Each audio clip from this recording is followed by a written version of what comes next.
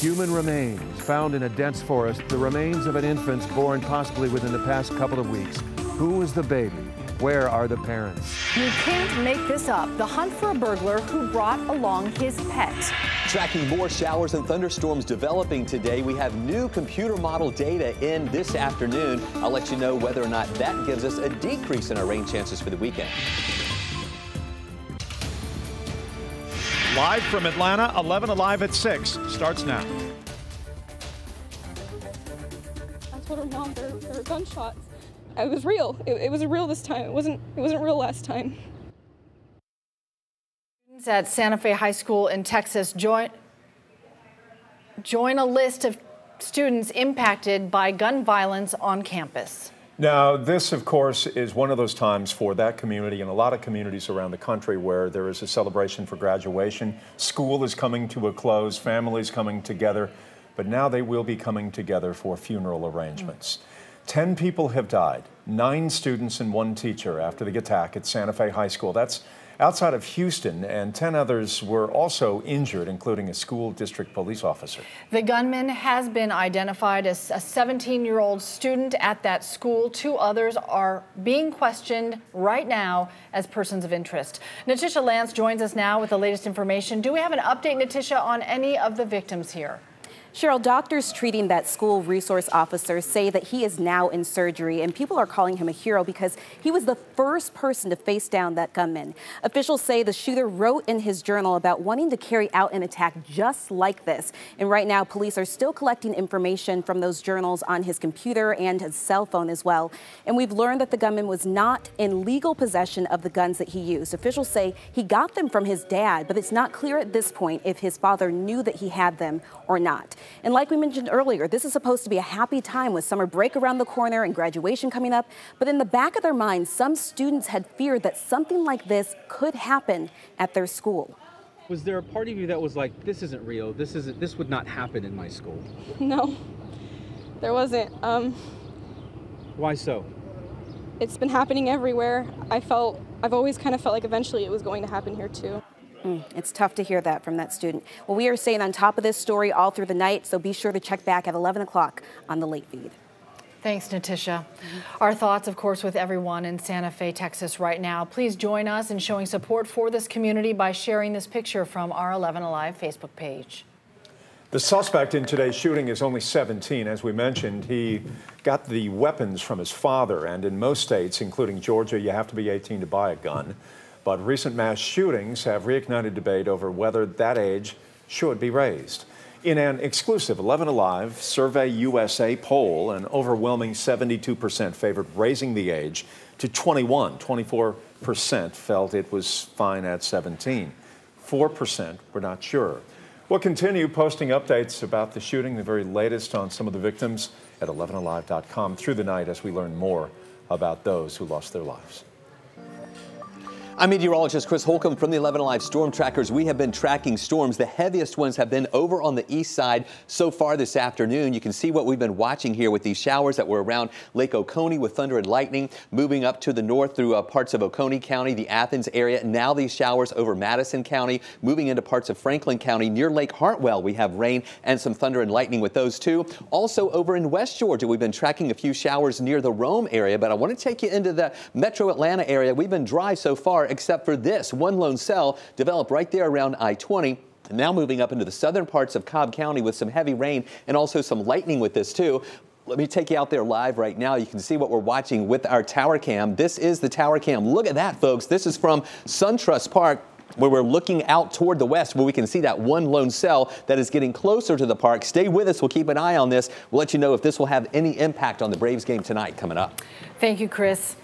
A disturbing discovery in rural Greene County where the remains of an infant have been found. Now the sheriff is searching the woods for the baby and trying to find the parents to figure out what happened. Let's go now to John Sherrick in Greene County.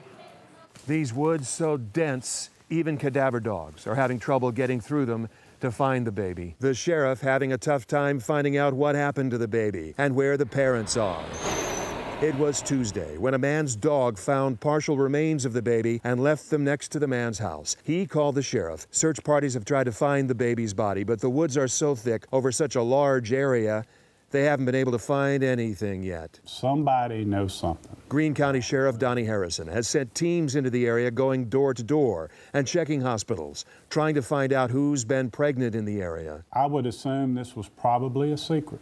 And sometimes people talk to other people about issues they're having. And we're hoping in this case this young lady may have confided in someone. The GBI crime lab can't tell the baby's gender or race, when it was born, when it died, whether it was stillborn, or how it died. This is a life, and it was a life, and we want to determine what happened exactly. So Sheriff Harrison is pleading with the baby's parents to come forward, or someone else who might know something to call the Greene County Sheriff's Office or Crime Stoppers. In Greene County, John Schierick, 11Alive News. It is a tragedy we have followed from Hall County this week. A 13-year-old girl was killed, her father and brother seriously hurt when their vehicle collided with a school bus in rainy conditions. Police say 33-year-old Lonnie Anderson hydroplaned on the wet road, striking the bus head-on Wednesday morning. He is listed in critical condition. His 12-year-old son, Zach, underwent surgery, now is alert and is talking. Their relatives are hoping that both recover quickly. They're also planning a 13-year-old's funeral. Summer will never not be missed. She is something that is truly a blessing from God, and it gives the family some comfort and some peace knowing that she is now at peace with God. The teen's funeral service has not been set yet. It will be held at Bearden Funeral Home in Hall County. Right now, her father is being charged with failing to maintain his lane, but additional charges could be added. All right, other news to pass along, Cheryl? A family frantically searching for their son for days, only to find out today the college student was murdered on Tuesday. Jason Williams told his parents he was headed to job orientation 3 days ago, then they never heard from him. Police say he was at the Citgo gas station near I-20 when he was shot getting back into his car. The only ID he had on him had his father's address on it, but his dad was on vacation without cell phone service. Police then went to his house. Nobody was home. When his father returned this morning, he joined the frantic search, only to be notified hours later his son had been killed. Police say they do not have a motive in this crime. Right now, no. Until we're able to get someone in custody and talk with them, we'll be able to better understand exactly what happened and why. But police do say they have some very strong leads in this case and are close to making an arrest.